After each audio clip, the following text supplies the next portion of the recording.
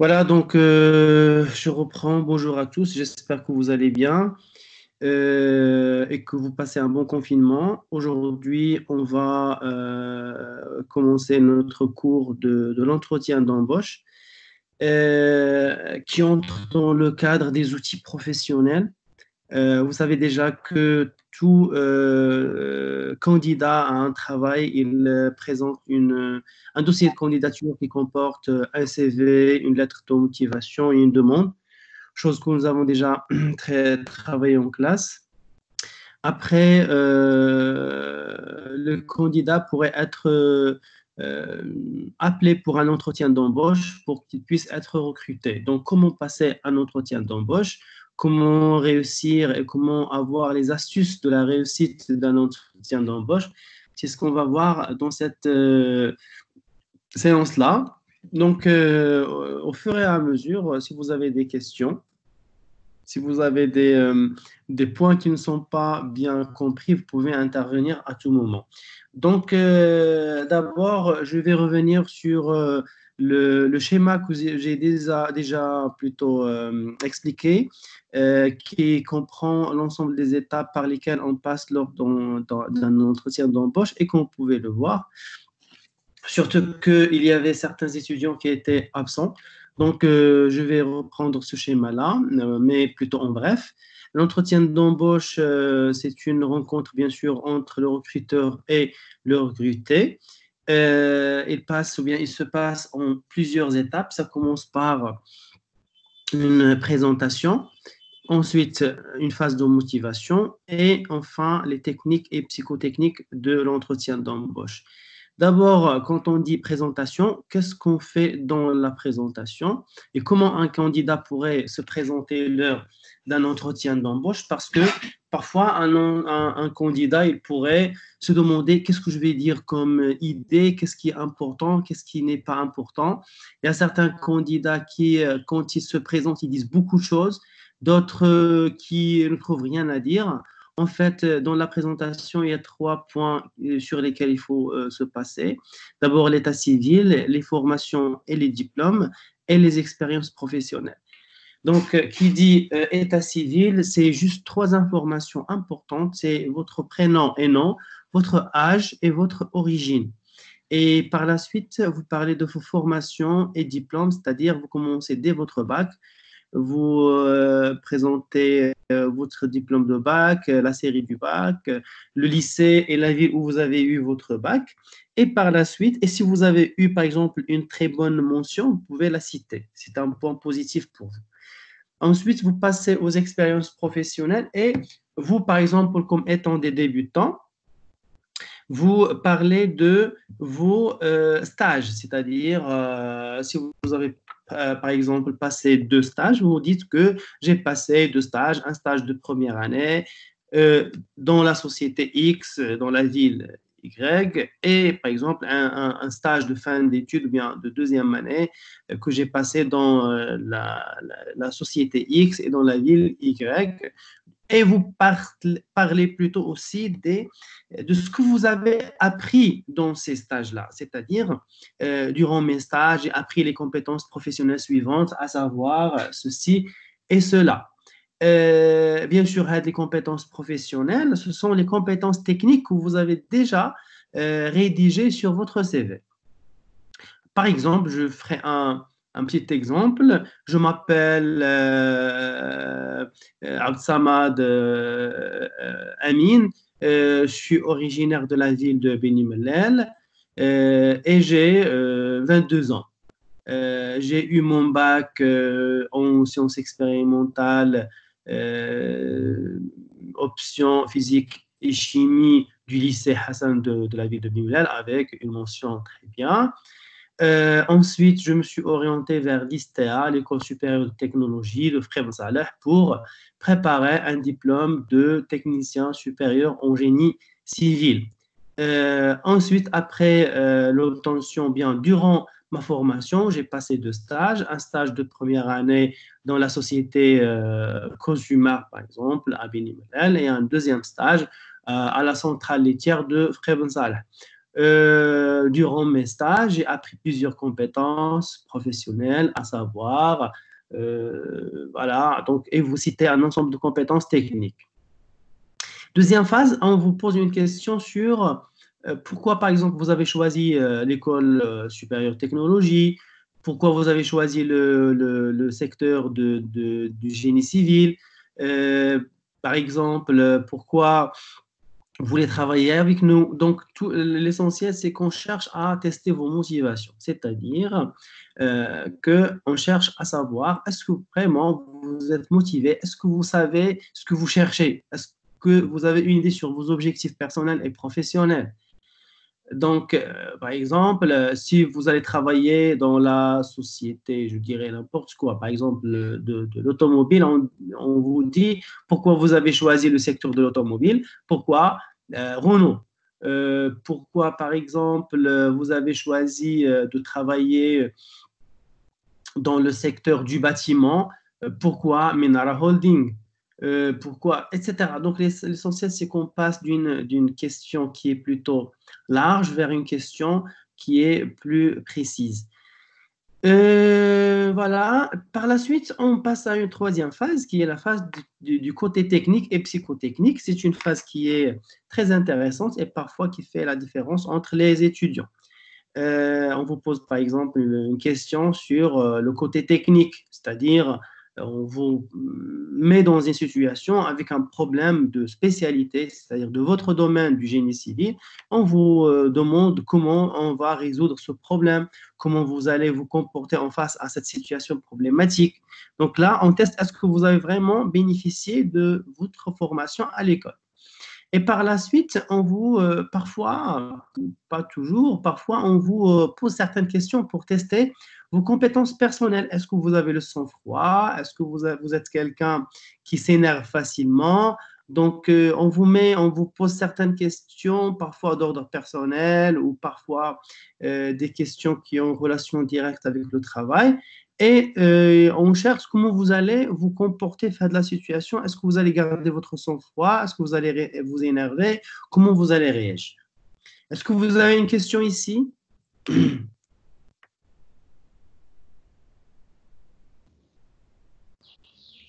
Non, monsieur.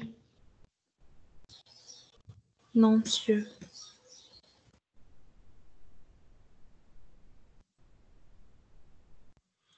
Ok, on continue. Donc là, l'introduction, on va définir l'entretien, les formes de l'entretien, les styles et les types d'entretien. Oui.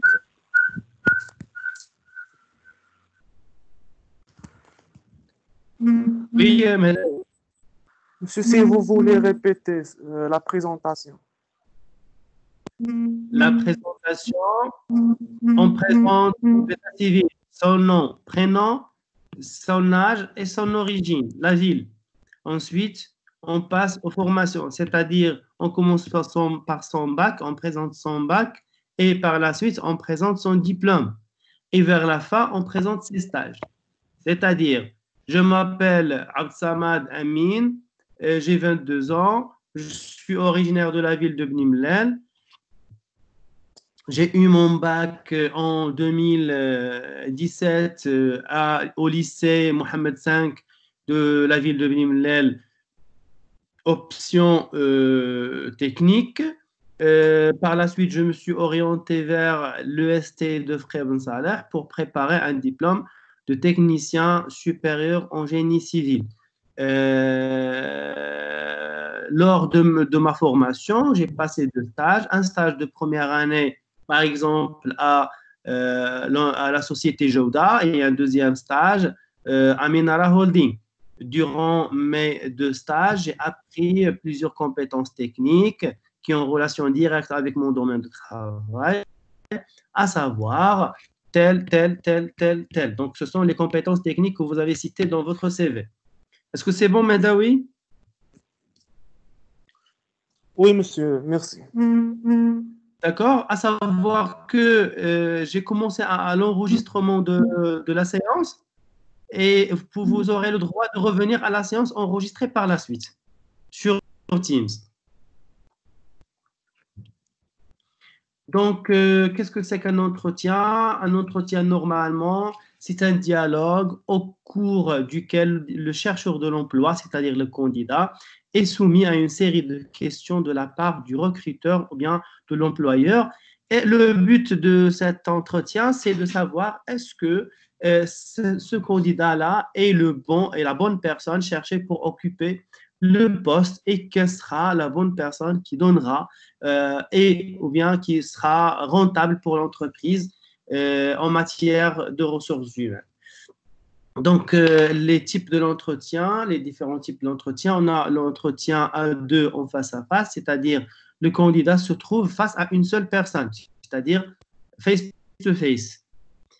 Deuxième type d'entretien, c'est l'entretien devant un jury, c'est-à-dire vous ne vous trouvez pas devant une seule personne, mais vous vous trouvez face à plusieurs personnes, c'est-à-dire un jury composé de 3 personnes, par exemple, votre supérieur hiérarchique, euh, le directeur des ressources humaines et parfois le directeur de l'entreprise.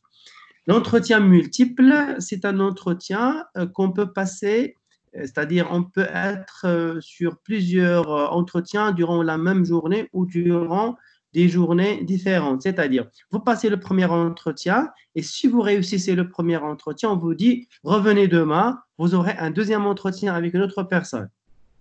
Et parfois, on passe à un troisième entretien avec une troisième personne de la société.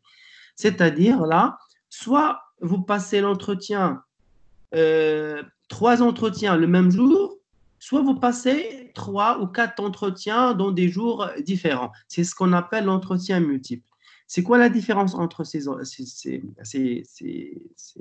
entretiens? C'est que, par exemple, en premier lieu, vous passez le premier entretien avec votre supérieur hiérarchique, c'est-à-dire la personne qui va être votre chef dans l'entreprise.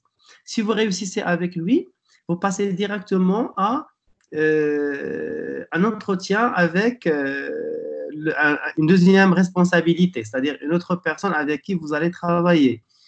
Et troisième entretien, peut-être avec le PDG, c'est le président directeur général de l'entreprise. L'entretien collectif, un autre type d'entretien, c'est un entretien que vous pouvez passer avec plusieurs personnes. C'est-à-dire, vous pouvez vous trouver face à un jury, mais vous n'êtes pas seul, vous êtes avec plusieurs personnes. On vous fait entrer 4 personnes et on vous pose des questions et on cherche qui va se démarquer parmi les candidats durant cette période de l'entretien.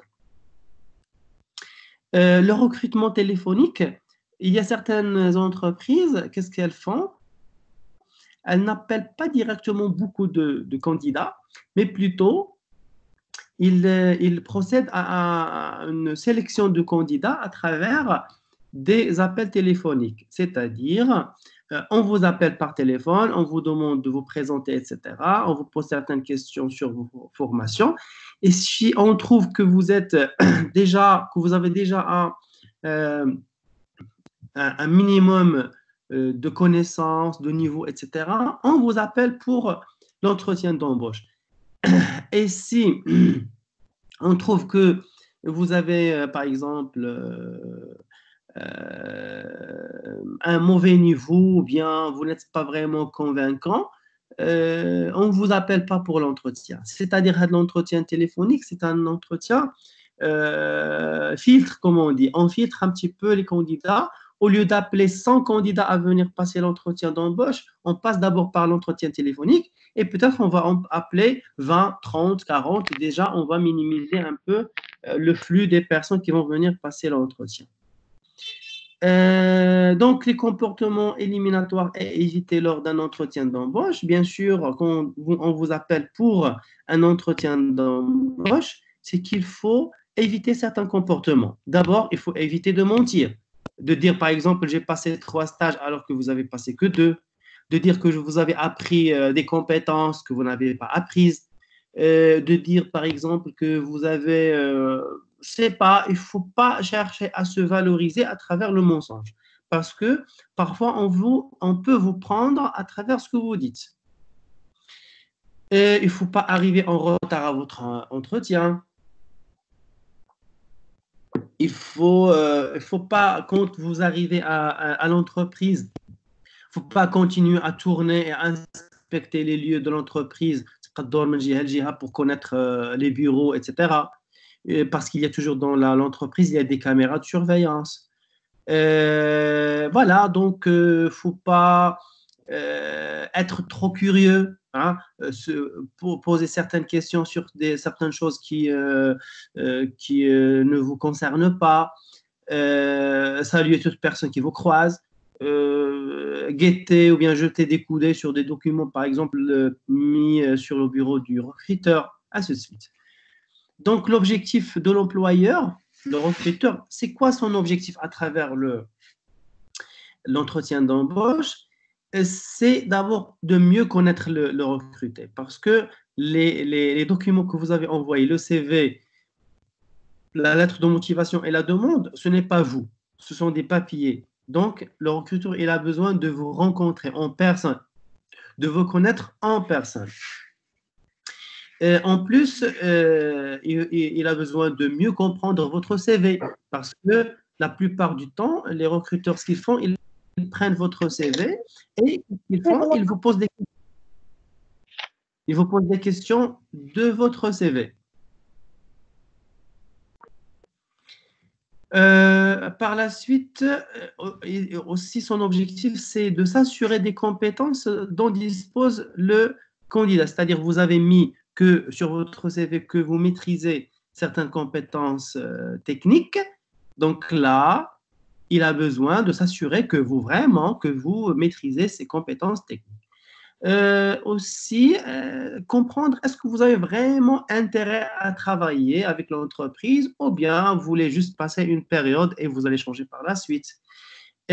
Apprécier sa motivation, sa vivacité et sa présentation. Donc là, c'est un ensemble de caractéristiques qu'il cherche à connaître. Donc l'essentiel, c'est que l'employé doit trouver en vous la personne qu'il cherche, côté personnel et côté professionnel. Pour le candidat, c'est-à-dire vous en tant qu'étudiant, en tant que chercheur d'emploi, votre objectif, c'est quoi? C'est de se valoriser, comme on dit, se vendre.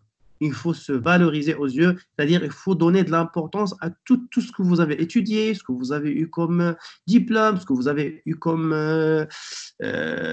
attestation de formation complémentaire, tout ce que vous avez eu comme stage, comme compétences. Il faut se valoriser en général.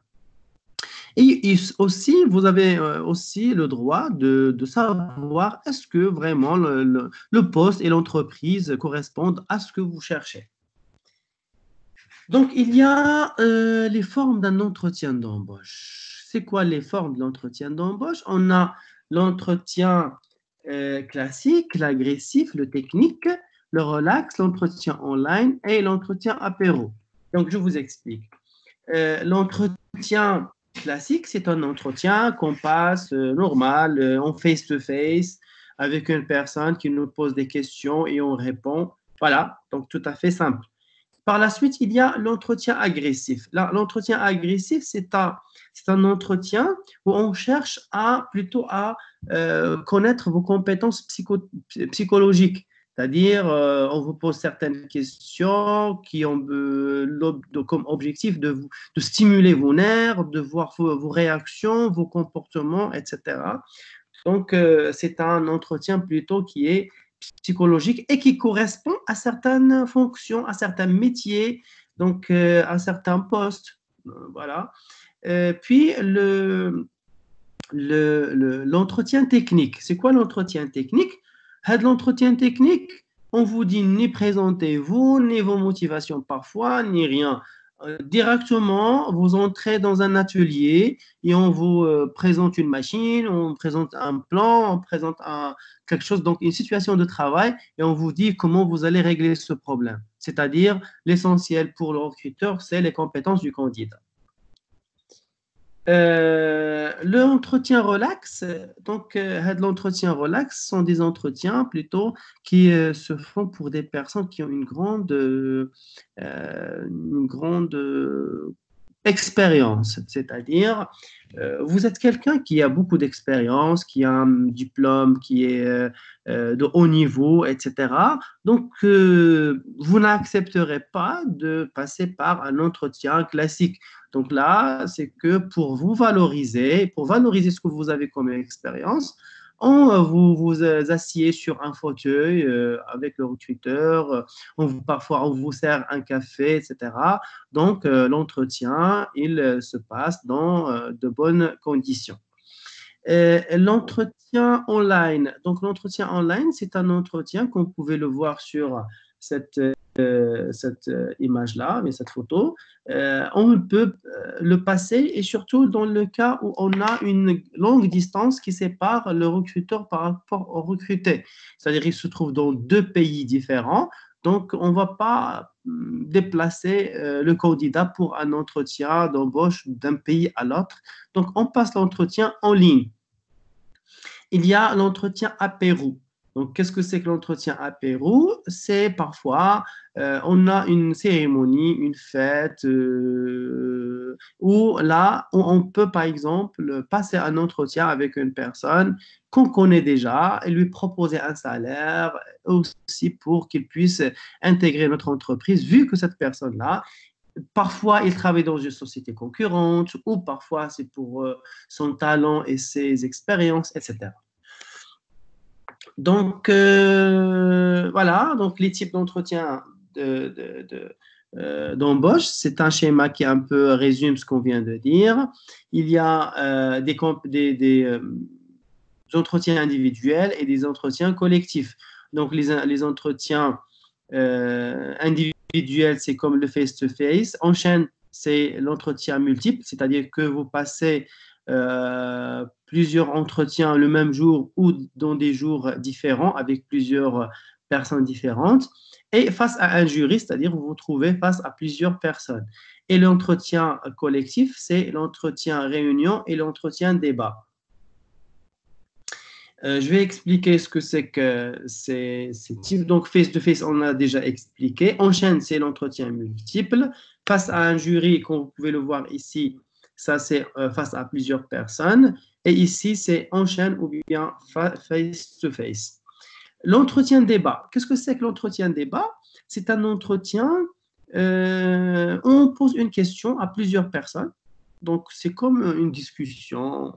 Les gens commencent à discuter un sujet, un débat sur un sujet donné. Par exemple, on a un problème dans l'entreprise. Comment vous pouvez, quel est votre plan de travail pour résoudre ce problème? Et on cherche à voir ces candidats comment chacun il va plutôt se défendre ou bien il va manifester ses idées. Et par la suite, on va voir quelle est la personne qui va plutôt se différencier par rapport aux autres. Et ça, la personne comprend. Donc, cet entretien débat, c'est comme l'entretien collectif, en fait. Première réunion. Première réunion, c'est un entretien où on a plusieurs candidats. Il y a une personne qui peut se présenter aux candidats, qui peut leur poser des questions. Et par la suite, on va choisir, par exemple, on a eu 10 candidats, on va passer une première réunion et par la suite, on va sélectionner à travers cette première réunion 3 personnes ou 2 personnes à qui on va passer le dernier entretien. Donc, aussi les styles de l'entretien. Quand on parle des styles, donc ici, est-ce que vous avez une question, s'il vous plaît? Oui, monsieur. Oui. Monsieur, j'ai une question qui a une relation avec la partie précédente concernant les choses qu'on va éviter. Monsieur, l'entretien comme nature, est-ce qu'il donne le droit de négocier avec les jurés? Mais avant le recrutement, bien sûr, si tu as une grande confiance que tu mérites le poste avec tes qualités qui dépassent les critères demandés, bien sûr. Euh, est-ce que ça peut donner un mauvais regard des jurés et qui peut pousser à faire des réactions mauvaises par eux? D'accord, merci Sheima pour la question. C'est une très bonne question. Donc là, j'ai un petit peu perçu que vous avez en quelque sorte la réponse de votre question dans votre question. C'est que vous avez dit que dans le cas où vous avez des compétences élevées, vous avez de l'expérience, c'est ça ce que vous avez dit, Sheima, c'est ça? Oui, Voilà, donc là, vous êtes déjà dans une situation à l'aise et que vous êtes quelqu'un qui n'est pas vraiment débutant. Dans ce cas, si vous n'êtes pas débutant et que vous êtes expérimenté, bien sûr, vous avez tout le droit de négocier vos intérêts. Si vous ne le faites pas, c'est que vous êtes quelqu'un qui ne défend pas ses intérêts. Donc là, il faut demander son salaire. Donc on va venir vers la fin de la présentation aux questions que vous pouvez poser et les questions que vous ne pouvez pas poser. Mais pour votre question schéma, si on est expérimenté, etc., c'est que votre expérience, c'est votre capital. Et il faut valoriser votre capital et aussi par la suite défendre vos intérêts. Il faut demander ses avantages au travail, il faut demander que sera votre salaire, il faut tout demander, vous avez tout le droit de le défendre. Et bien sûr, pas avec beaucoup d'exagération, mais quand même, vous avez tout le droit de le défendre et vous devez le faire. C'est bon, Shema? d'accord. Oui. Le problème où se pose quand on est débutant? Quand on est débutant, parfois, c'est un peu difficile de défendre certains intérêts alors que vous n'avez pas d'expérience. Mais si vous êtes expérimenté, il faut le faire. Autre question?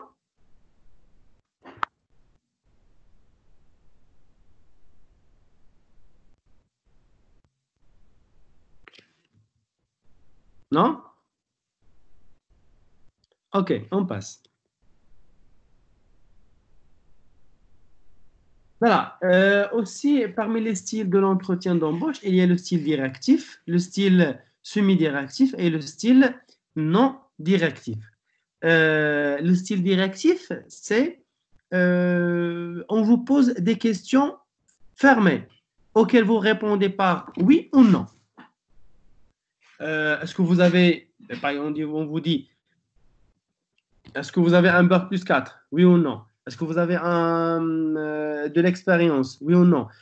Est-ce que vous avez fait des stages? Oui ou non? Est-ce que, par exemple, vous avez déjà travaillé? Oui ou non? Est-ce que vous avez déjà quitté un travail? Oui ou non? Ainsi de suite. C'est un travail directif. Est-ce que vous acceptez un salaire de 5000 dirhams par mois? Oui ou non? Ainsi de suite.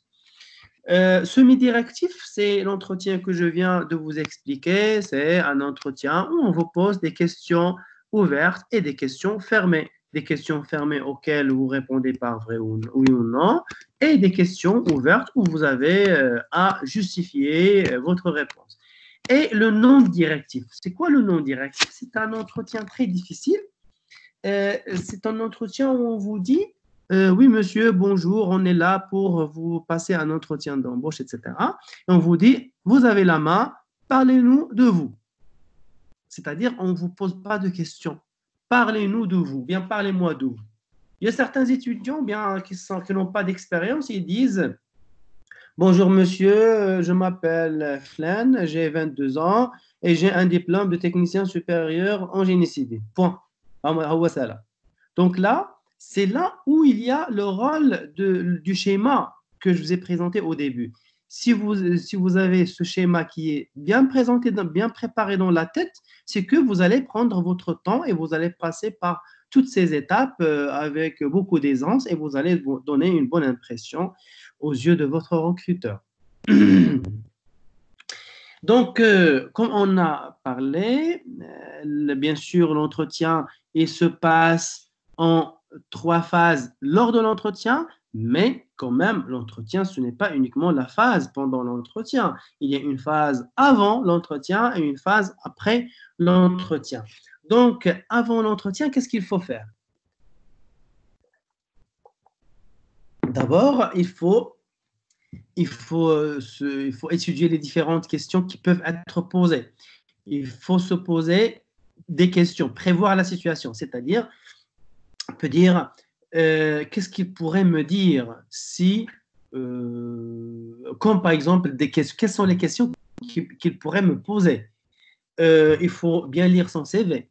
Il faut préparer ses points forts et ses points faibles.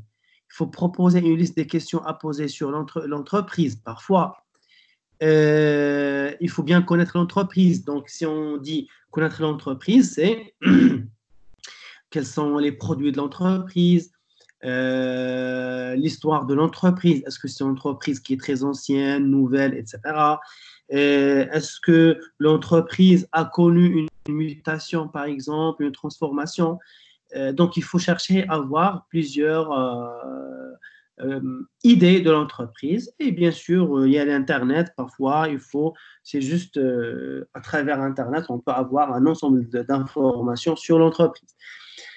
Connaissance du poste et de ses exigences, c'est-à-dire qu'est-ce qui est demandé à faire dans le poste. C'est-à-dire, si vous occupez le poste, que sera votre rôle dans le poste? Et c'est-à-dire, quand on dit que sera votre rôle dans le poste, comment on va préparer ça? C'est à travers une fiche qu'on appelle la fiche de poste. La fiche de poste, je vais, Inch'Allah, si on revient, voilà, après le confinement, quand on reviendra, Inch'Allah, je vais vous donner des exemples de fiches de poste, par exemple, relatifs à votre domaine de génie civil, où vous avez, par exemple, le poste, qu'est-ce qui est demandé, et comme compétences professionnelles et personnelles, et quelles sont les tâches à effectuer dans le poste. Parfois on vous pose la question, si vous occupez ce poste de technicien supérieur en génie civil, spécialité seconde œuvre, par exemple, qu'est-ce que vous allez faire dans votre poste? Quelles sont les missions à faire? Bon, donc là, ces questions-là, on peut y répondre à travers la fiche de poste qu'on peut télécharger sur Internet. Il y a aussi donc la mise en valeur de son potentiel. Voilà, donc là, l'essentiel, c'est qu'il faut mettre en valeur, il faut se préparer à mettre en valeur tout ce que vous avez, c'est-à-dire valoriser ce que vous avez comme diplôme, comme compétences, etc. Donc, en résumé, il faut s'informer. Donc, avant toujours l'entretien sur l'employeur, c'est-à-dire l'entreprise, sur le poste, sur le lieu de l'entretien, sur la durée de l'entretien, sur la tenue vestimentaire adéquate à porter, etc. Pendant l'entretien, il faut arriver à l'heure donnée par l'employeur. Il ne faut pas venir trop à l'avant ou en retard, parce que l'heure qui vous a été donnée, c'est l'heure. Vaut mieux d'arriver 5 minutes avant, 7 minutes, comme ça, c'est mieux, bien 10 minutes. L'essentiel, c'est qu'il faut avoir déjà une idée sur l'endroit où vous allez passer l'entretien. C'est-à-dire qu'il ne faut pas venir à l'entreprise et être perdu, ne pas savoir où aller pour passer son entretien. C'est pourquoi il faut se renseigner sur l'entreprise, son endroit, où est-ce qu'elle se trouve, etc. Et même, il y a des personnes, parfois, on peut aller le jour avant, c'est-à-dire la veille de votre entretien, aller à l'accueil et dire bonjour monsieur, demain j'ai un rendez-vous pour passer un entretien d'embauche. Voilà, donc je suis venu juste pour voir, se présenter à l'accueil, avoir des informations, s'il vous plaît, où est-ce que je vais passer l'entretien? Est-ce que je vais me présenter ici ou dans un autre endroit pour ne pas avoir des surprises parfois. Vous allez dans l'entreprise le jour de l'entretien et on dit hop, non, monsieur ou bien mademoiselle, votre entretien, ce n'est pas ici, c'est dans une autre filiale, dans un autre endroit. Et là, vous vous trouvez dans une situation où vraiment délicate. Il ne faut pas, bien sûr, il faut arriver de manière présentable devant l'employeur. Et quand on dit d'une manière présentable, c'est la manière de saluer, la manière d'entrer, la manière de s'asseoir, son vestimentaire, tout ça, il faut le soigner. Ne pas stresser, parce que l'entretien d'embauche, ça reste une expérience à passer qui peut réussir et qui ne peut ne pas réussir. Et si vous ne réussissez pas un entretien, ça ne veut pas dire que vous n'êtes pas bon, mais que peut-être ce n'est pas votre occasion. Et bien sûr, il faut montrer que vous êtes motivé. Après l'entretien, qu'est-ce qu'on fait? Donc, il faut faire le point sur l'entretien et vos performances, c'est-à-dire euh, sur quoi, bien, quelles sont les questions auxquelles j'ai bien répondu, quelles sont les questions auxquelles je n'ai pas bien répondu, etc. Est-ce que j'ai posé les bonnes questions, par exemple? Si l'entreprise ne vous contacte pas dans le temps qu'elle avait précisé, n'hésitez pas à la recontacter. Vous montrerez également votre intérêt et votre motivation. C'est-à-dire que si vous passez votre entretien et vous partez à la maison, vous pouvez écrire un email, juste un email de remerciement. Bonjour monsieur, je voudrais juste vous remercier pour les bonnes conditions dans lesquelles est passé notre entretien.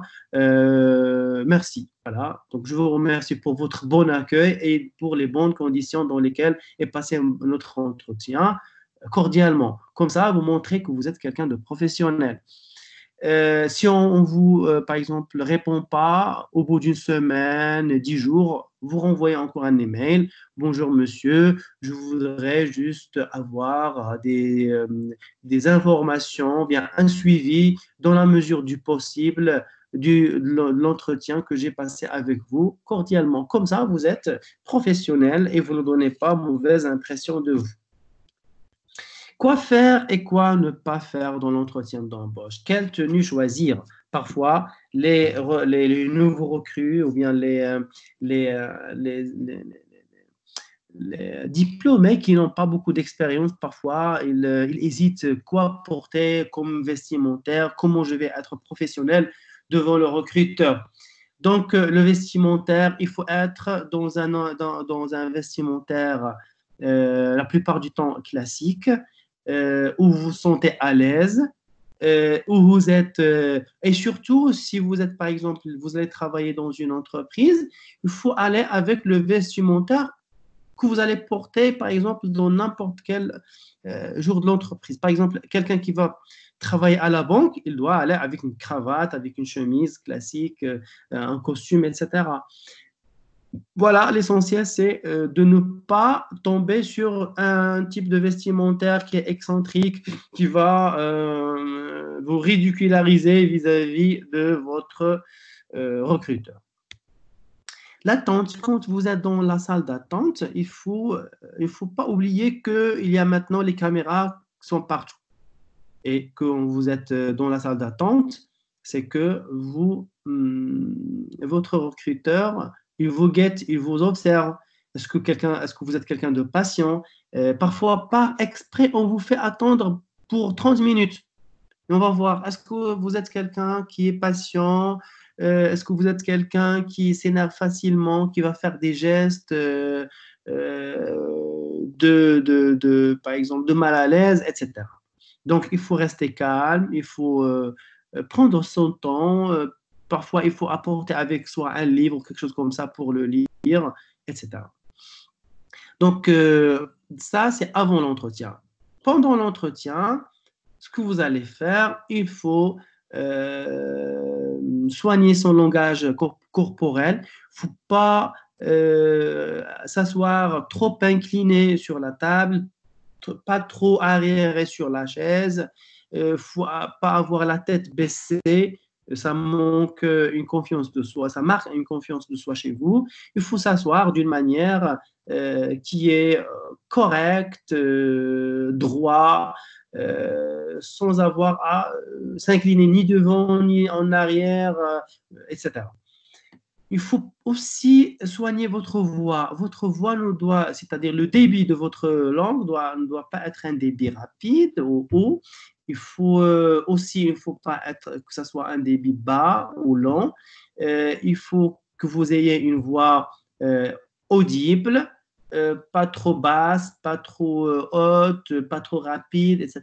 Donc une voix qui est audible et qui est bien reçue par les recruteurs. Parfois dans les entretiens d'embauche, à cause du stress, parfois les candidats, quand ils parlent, on n'arrive pas à les écouter. Oui, levez votre voix, s'il vous plaît, on ne vous écoute pas. Ils n'arrivent pas à lever la voix par timidité,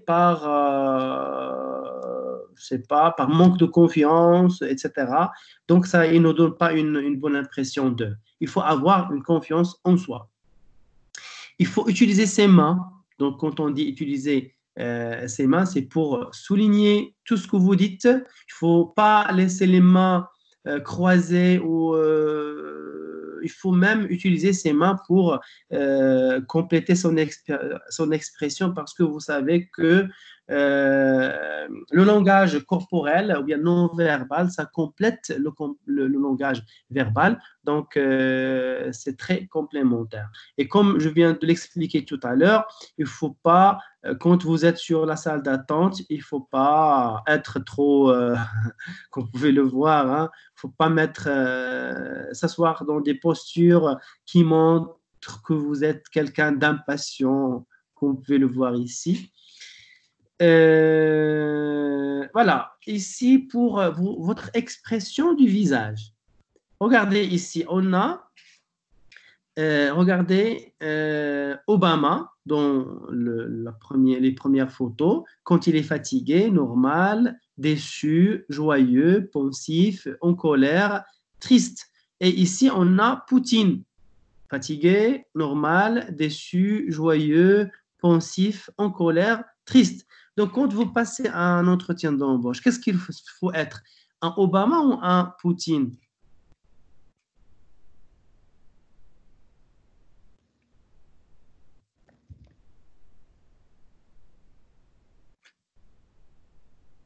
Je pense qu'on doit être Obama. Pour moi, Poutine. Là, allez-y, les autres. Monsieur, pour moi, Poutine. Poutine. Poutine. Les autres. Assia. Obama.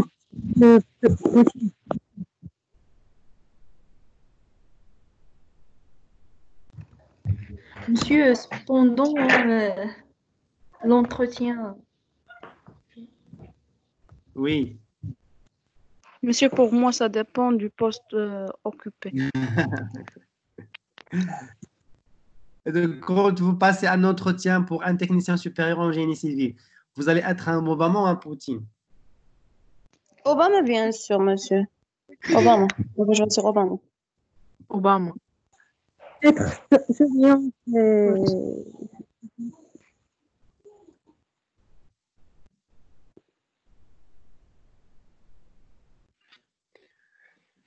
Bah, regardez là. Bien sûr, d'abord, il ne faut pas être un Poutine. D'accord? Passons à Obama. Est-ce qu'on peut montrer cette expression de fatigué? Non. Non. Non. Est-ce qu'on peut montrer cette expression de déçu? Non. Est-ce qu'on peut montrer une expression de triste? Non. En colère? Non. Aussi. Non. Joyeux? Peut-être. Déçu? Alors, Poutine. Non. Pas Ah, Poutine. normal.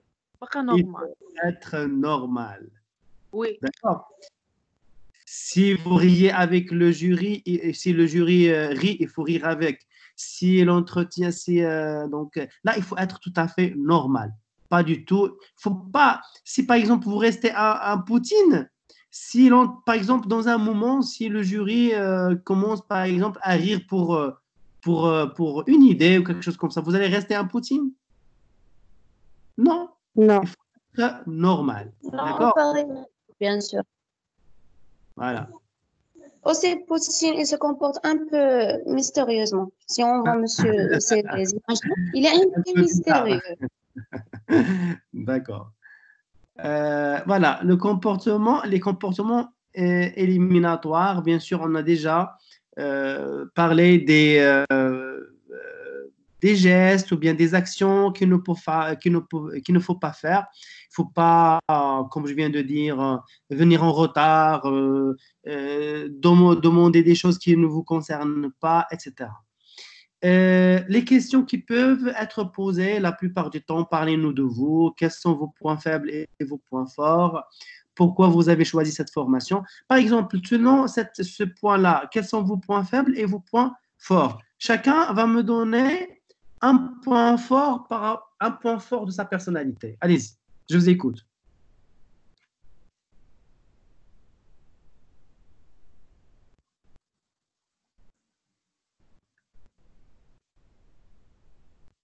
Courageuse.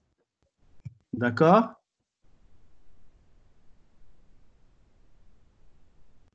Les autres? Sincère. Intelligente. Intelligente.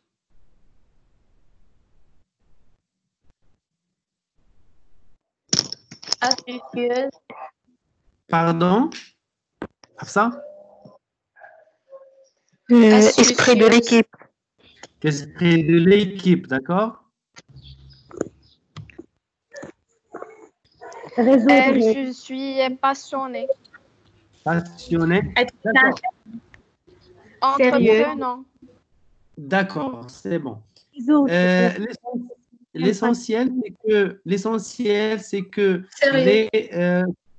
d'accord, d'accord. L'essentiel, c'est que le point fort que vous devez présenter, c'est un point qui a une relation avec votre travail. D'accord? Par exemple, un technicien supérieur en génie civil, il est censé être comment? Être, par exemple, patient, être ponctuel. Monsieur est même déterminé. Quand vous, monsieur, vous avez identifié un objectif, vous l'atteignez. Donc, monsieur, pour un technicien, il a beaucoup des objectifs dans la vie. Donc, il doit l'atteigner et l'atteigner coûte que coûte. D'accord, déterminé, c'est-à-dire quelqu'un qui atteint ses objectifs. Oui, Oui. oui, c'est très bien en MEMA. Donc là, l'essentiel, c'est que il faut présenter des compétences qui ont une relation avec le poste que vous voulez occuper et surtout les compétences que vous avez citées dans votre CV. Les points faibles. Donnez-moi des points faibles. Monsieur, je crois qu'on ne doit pas citer nos points faibles. On va dire que je n'ai pas de points faibles?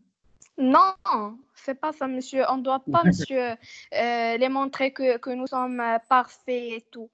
Et ça, c'est pas bien pour nous.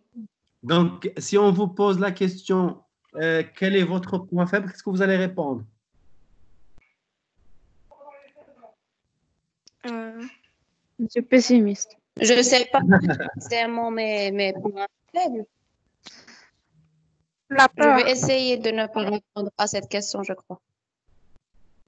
D'accord. D'autres réponses?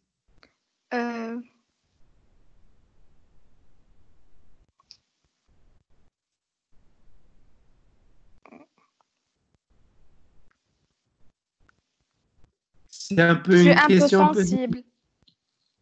sensible à quoi? Sensible, donc si quelqu'un, monsieur, se moque de moi au travail, je peux pleurer dès que je suis contrariée. Je sais D'accord. pas. D'autres réponses? Quoi? Antisociable. Antisociable. Oui. Tu ne vas pas Monsieur, Hein? Donc, si vous dites que vous n'êtes pas sociable, c'est que vous ne pouvez pas travailler en équipe. Ça. Oui. Et en génie civil, on ne travaille pas seul, on travaille avec les autres. J'ai pas trouvé des points faibles. Je pense antisociable, c'est le seul point faible pour moi. monsieur, Oui. monsieur, je peux dire que je suis pas désorganisée, donc mon bureau n'est pas forcément plus rangé. Vous allez dire que vous êtes désorganisé dans le travail. Un peu, c'est pas beaucoup. Monsieur, on peut Non, dire que je suis bavard. Ni bavarde, ni je parle toute la journée avec l'équipe, avec mes collègues, etc. Et Inès, tu penses que tu es bavard? Non, monsieur, mais Qu'est-ce que vous allez يعني- dire? non, mais si tu es toute la journée en contact avec votre équipe, voilà. Donc c'est mieux. Mais attendez, Inès, est-ce que vous êtes bavarde? Oui, Non. monsieur, il est bavard. Monsieur, il ne faut pas mentir. Oui. D'accord. Regardez bien, ici, quand on parle des points faibles, c'est qu'il ne faut pas citer un point faible qui va impacter votre euh, poste. C'est-à-dire, un point faible, il faut chercher à préparer un point faible qui n'a pas de relation avec votre travail. D'accord? C'est-à-dire, j'ai une phobie des auteurs. C'est-à-dire, كنخاف من المرتفعات. Ça n'a pas de relation avec votre travail. D'accord? Monsieur est même, comme je vous dis, sensible. Monsieur, je suis, quand par exemple je suis un peu sensible, c'est parce que je prends à cœur mon travail. C'est C'est pourquoi, un, c'est pourquoi je vous ai posé la question, vous êtes sensible par rapport à quoi? par rapport, par exemple, à mes monsieur, les personnes qui travaillent avec moi ou bien quelque chose. D'accord, l'essentiel, c'est comme je viens de l'expliquer, il faut Monsieur, présenter. pour moi, Oui. Là. monsieur, pour moi, on ne doit pas citer les points faibles personnels. Non, non, non. Il faut l'essentiel. Si on cherche les points faibles de personnalité, oui. Mais pour être intelligent, il ne faut pas présenter des points faibles qui ont une relation avec le domaine professionnel. Il faut chercher. Monsieur, par exemple, Oui. monsieur, par exemple, j'ai est peur. timide. Monsieur, je suis timide parce que je préfère travailler dans le calme. Donc, ça, monsieur, on peut dire qu'il est faible et en même temps qui est monsieur, Un point fort. point fort, oui. D'accord, c'est possible parce que quand vous dites j'aime travailler dans le calme, c'est pas un point faible. مثلاً, mon point faible, c'est le bruit dans le milieu du travail. Monsieur, je n'ose pas parler ni regarder mes collègues dans les yeux ou bien quelque chose. Non, non, non, chose non, non, comme non, non, non, non, non, non, évitez ça. Regardez, laissez-moi vous terminer la réponse. Il faut toujours chercher des points faibles qui n'ont pas une relation avec votre domaine de travail. D'accord? Par exemple, واحد électricien, واش غادي يقول لهم j'ai peur des auteurs. واحد غادي يبدا يطلع في لي بوطو ديال l'électricité وهادي غادي يقول لهم انا j'ai peur des auteurs. Non, Non. parce qu'il y a une relation directe avec son travail. ولكن pour vous, مثلا je suis sensible au comportement inhumain.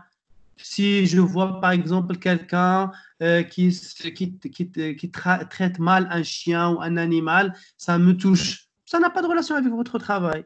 Donc l'essentiel, c'est de présenter des points faibles qui n'ont pas de relation avec votre travail. Ça, c'est un. Deux, parfois, on peut changer, c'est-à-dire présenter des points forts en points faibles. C'est-à-dire, je suis perfectionniste. C'est-à-dire, perfectionniste, c'est quelqu'un qui aime faire son travail avec une grande perfection. Donc, je pense que l'idée, elle est déjà reçue. Quelles questions pourrais-je poser? Quelles sont les questions que je pourrais poser à mon recruteur? Par exemple, je vais vous donner ici quelques questions et vous allez me dire est-ce que oui ou non? Est-ce qu'on pourrait les poser ou non? Comment se déroule une journée type chez vous? Oui ou non?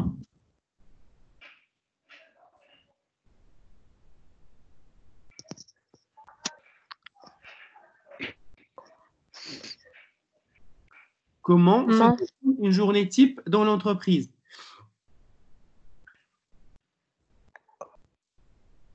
Oui ou non? Monsieur, non. D'abord, qu'est-ce que c'est qu'une journée type? C'est la question que j'attendais de vous.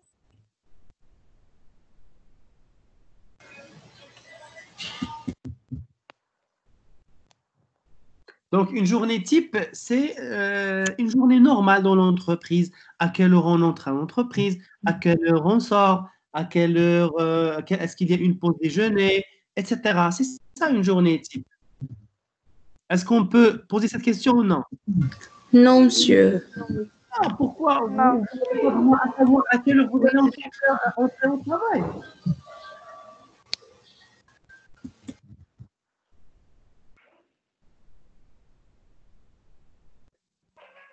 Bien sûr, vous avez le droit de poser cette question parce qu'il faut savoir quand est-ce que je vais entrer, quand est-ce que je pourrai sortir, etc. Par exemple, si on vous pose une question, vous répondez et vous dites, est-ce bien compris ce que vous avez dit, ce que vous m'avez dit? Est-ce que vous avez le droit de poser cette question? On vous a Oui. posé une question. Oui, bien sûr. Non, monsieur. Regardez. Oui.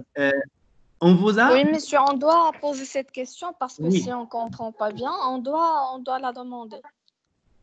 On vous a posé une question, vous avez répondu, et vous voulez vous assurer est-ce que vous avez bien répondu à la question.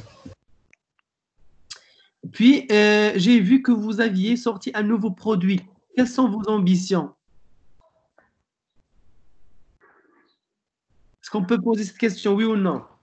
Non. Monsieur, on peut poser cette question.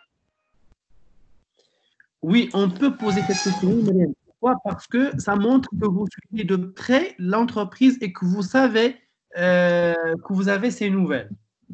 Quelles sont... La question, quelles sont vos ambitions?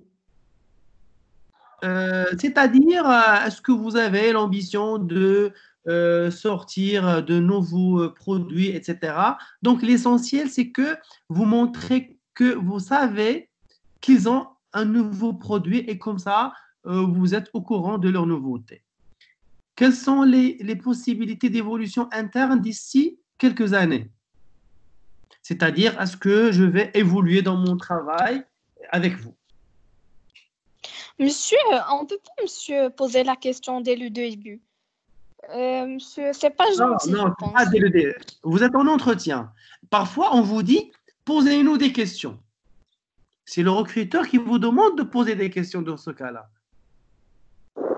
Ah, d'accord. Par exemple,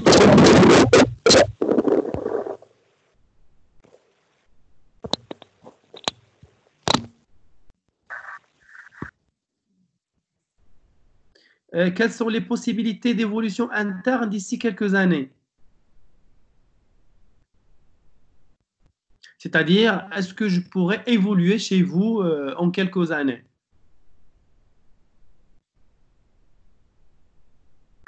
Si je Oui, peux... monsieur, on peut poser cette question parce qu'on a le droit de savoir Oui, oui, bien avant, sûr. monsieur, de commencer de travailler. Bien sûr, est-ce qu'on peut avoir des évolutions ou bien on va rester stagné sur le même niveau? Bien sûr, on a le droit. La prochaine étape, c'est une rencontre avec l'opérationnel, c'est-à-dire on vous dit que vous avez une prochaine rencontre. Est-ce que vous avez le droit de poser la question avec qui sera votre entretien prochain? On n'a pas le droit de poser cette question. Si, on a le droit de savoir avec qui on sera en entretien. Quel est le niveau de rémunération pour ce poste? C'est-à-dire, quand on dit rémunération, c'est-à-dire le salaire. Est-ce que vous avez le droit de poser une question sur votre salaire prochain? Oui ou non? Oui, monsieur, on a le droit. Oui, monsieur, on a le droit de poser cette question. Oui, bien sûr, on a le droit. Parce que, monsieur, on travaille justement pour prendre les salaires, quand même. D'accord, oui. Que pensez-vous de mon...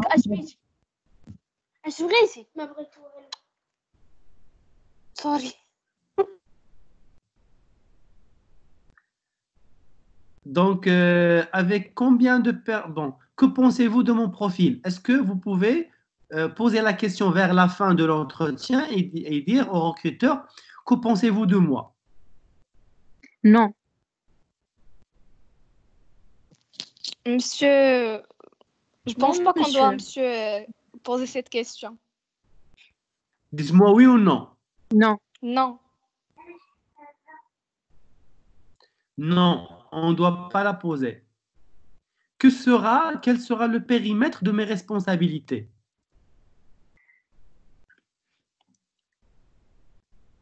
Oui, monsieur, on peut la poser.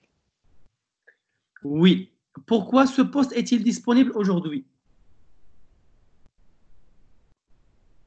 On peut pas, monsieur. Hein? Monsieur, pense non, on que- doit pas poser cette question. Oui, Non. on ne doit pas poser cette dites-moi- question. Je vois que cette Oui ou question non? n'a pas une valeur. Dites-moi oui ou non. Non. Non.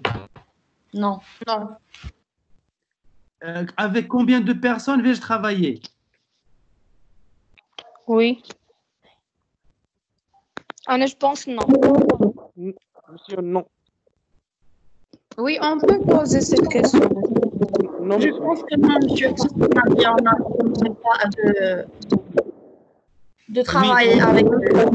Monsieur, Oui, on a le droit de poser monsieur, cette question. Qui sera mon responsable? Non, on doit pas la Oui, poser. monsieur. Oui. Monsieur, on peut la poser. On peut la poser. Comment se déroulera mon intégration? Oui, monsieur, on peut la poser. Voilà, oui, on peut la poser. Donc, il faut avant chercher, ou bien durant l'entretien, il faut chercher à identifier vos savoir-faire et vos qualités, bien sûr. Il faut il faut s'informer, bien sûr, sur son employeur. La préparation psychologique, elle est très importante aussi. Il faut arriver à l'entretien confiant et positif. Il ne faut pas être trop stressé. Donc, l'entretien, ça reste un entretien. Ce n'est pas quelque chose qui dépasse sa valeur réelle. Il faut aussi se valoriser aux yeux du recruteur. Il faut prévoir les objectifs du recruteur pour pouvoir se préparer à y répondre. Il faut aussi s'informer sur ses recruteurs et par la suite, il faut chercher les questions qui peuvent être posées dans l'entretien. Je vais vous, bon, je ne sais pas si c'est une vidéo qui ne va pas se lire, peut-être.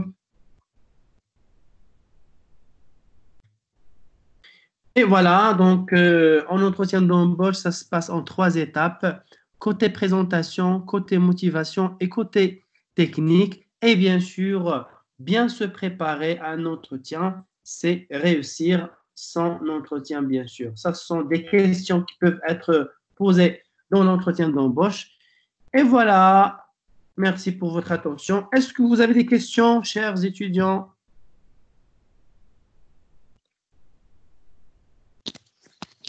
Merci, monsieur, pour la Non, séance. monsieur, merci pour tes efforts. Merci, monsieur. Donc voilà, merci à vous. Oui. J'ai une question. Comment nous pouvons chercher des stages au cours de ce confinement? Voilà, une très bonne question.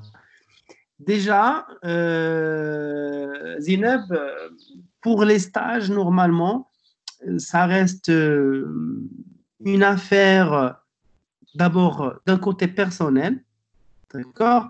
Si vous avez des connaissances, si vous avez... Donc, vous pouvez chercher sur Internet des entreprises qui sont un peu proches de votre lieu de résidence. Vous pouvez leur envoyer des demandes. On a déjà fait la demande de stage, la lettre de motivation, le CV, etc. Donc, vous faites une demande, une lettre de motivation et votre CV et vous les envoyez, d'accord, pour une éventuelle réponse. C'est ça ce que vous pouvez faire en cette période-là. Parce que tout se fait en ligne, raison de plus. D'accord, monsieur, merci. Je vous en prie, Zénab. Monsieur, et pour l'examen? On va pas le passer en ligne. C'est vrai? Non, non, je rigole. Pour l'instant, on ne sait pas pour les examens. Juste ce qu'on a eu comme information, c'est que une fois se terminera le confinement, vous allez revenir en classe et vous passez les examens directement. Une semaine après, il nous a dit. Bon, on verra. Iman, une question? Non, non, non, monsieur. Non, monsieur, j'ai pas de question. J'ai dit que mademoiselle Fatiha a dit une semaine après le confinement. Ah, d'accord. Shema? Non, j'ai pas une question. Voilà, donc j'espère vous voir le plus tôt possible. Tenez-vous bien. Essayez de profiter au maximum de votre temps lors de ce confinement-là. Et il faut lire beaucoup. Vous êtes chez vous avec vos parents. Vous êtes à la maison, donc il ne faut pas perdre son temps. Il faut savoir profiter de cette période-là parce que vraiment, c'est une période où on doit apprendre quelque chose. Soit maîtriser ses cours, soit, bien sûr, c'est en premier lieu. Et en parallèle, on peut faire des lectures, surtout dans votre domaine de génie civil. Chercher, par exemple, sur YouTube, etc., des formations dans votre domaine. Voilà, donc je vous souhaite bon courage. Et, Monsieur, oui. est-ce que vous pouvez nous faire un stage Attendez, attendez. Oui, Mariam?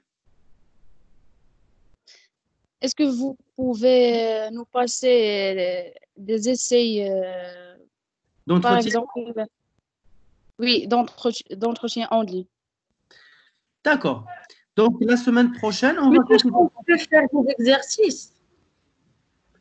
Ben, un exercice parce que l'entretien, c'est oral. D'accord? Il n'y a pas d'exercice. Donc, est-ce que vous avez pu télécharger la version PPT sur Teams? La présentation, je vous l'ai déjà envoyée.